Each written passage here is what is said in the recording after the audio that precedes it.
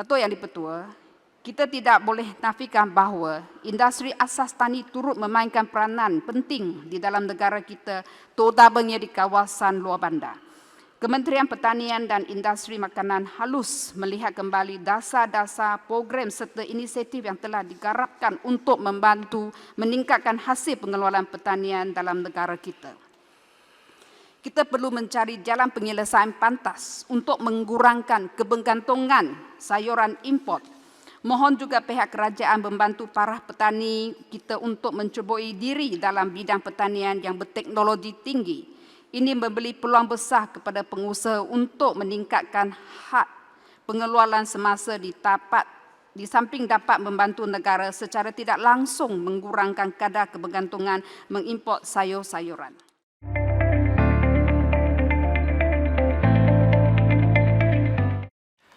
Yang berhormat Hulu Selangor dan Yang Berhormat Bahian Baru membangkitkan mengenai kebergantungan negara kepada import makanan. Untuk makluman Yang Berhormat, kebanyakan item makanan seperti ayam, ikan dan sayuran telah mencapai tahap sara diri hampir 100%. Sebenarnya Malaysia hanya mengimport beberapa item makanan seperti sediaan daging, cili, kubis serta beberapa item sayuran dan buah-buahan beriklim sederhana yang tidak ekonomikal untuk ditanam negara kita bagi kegunaan domestik.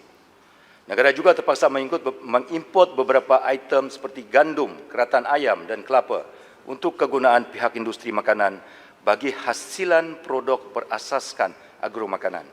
Ada di antara hasilan produk ini yang akan diekspor kembali dan seterusnya mengurangkan jurang imbangan dagangan negara.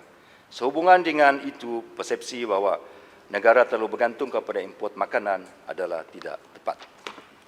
Bagi menjawab pertanyaan Yang Berhormat, sini Hulu Selangor. Ya, Hulu Selangor. Terima kasih jawapan yang diberikan. Apakah perancangan kementerian untuk kita memodernkan sektor pertanian dan juga yang penting kita untuk memastikan keselamatan makanan yang diimport? Terima kasih. Secara terperinci dasar ataupun pendekatan kerajaan, kementerian dalam sektor makanan telah diolah dan akan diolahkan melalui dasar agromakanan dan juga dasar agromakanan 2. Tentu sekali penumpuan kepada otomasi, mekanisasi seperti yang saya katakan tadi, penggunaan drone, precision farming adalah merupakan pendekatan-pendekatan yang akan diharapkan akan meningkatkan pengeluaran hasil makanan negara dan seterusnya akan bertindak sebagai memastikan bahawa security makanan negara terus terjamin. Menteri, sedikit tentang kebergantungan kepada import makanan. Kita tahu bahawa umumnya kita mengimport 50 bilion makanan, agro-food daripada luar negeri. Pada masa yang sama, kita pun ekspor juga processed food 30 billion. So, balance of trade about 20 billion. Walau bagaimanapun, saya ingin menarik perhatian Menteri tentang satu statistik yang terbaru daripada audit report 2018 siri ketiga, di mana kita tahu bahawa mengikut rekod Makis, sebenarnya import kita daripada luar negara melalui Makis sebenarnya lebih kurang 170 bilion satu tahun. Jadi dia ada discrepancy between Makis punya rekod dengan Jabatan Statistik.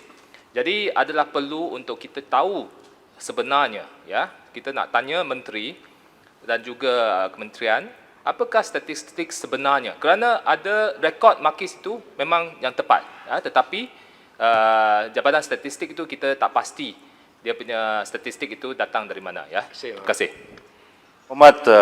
Yang Hormat, isu ini telah pun dibahaskan Yang Hormat.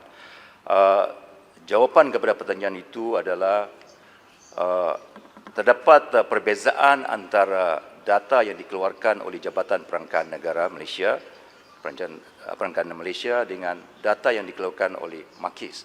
Saya dimaklumkan Yang Berhormat, apapun perbezaan ini berlaku, tetapi data yang dikeluarkan oleh Jabatan Perangkaan Negara itu adalah merupakan data yang diguna pakai secara rasmi. Saya dimaklumkan bahawa ketidaksamaan data ini adalah disebabkan perkara import dengan perkara intention to import. Jadi dimaklumkan bahawa data daripada Makis itu melibatkan data import dan juga data intention to import. Jadi data perangkaan, Jabatan Perangkaan adalah merupakan data yang rasmi. Menteri, saya cuma nak bantu Menteri, kerana intention to import setahun adalah 237 bilion. Tetapi yang import, ya, kalau Jabatan Perangkaan itu adalah 50 bilion. Tetapi jauh berbeza, terlalu besar. 50 versus 237 bilion. Jadi ini perkara yang perlu tengok, kerana kita kena buat, kalau nak buat policy, dia kena berdasarkan kepada angka yang betul, ya.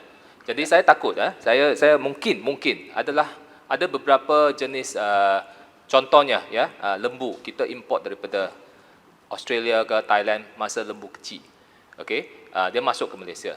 Tetapi lepas itu dibesarkan, dijual, dia kira lembu Malaysia. Sebenarnya dia diimport. Ya, mungkin perkara-perkara ini masih perlu diperincikan. Saya setuju bahawa apapun data harus melambangkan reflection of the real situation.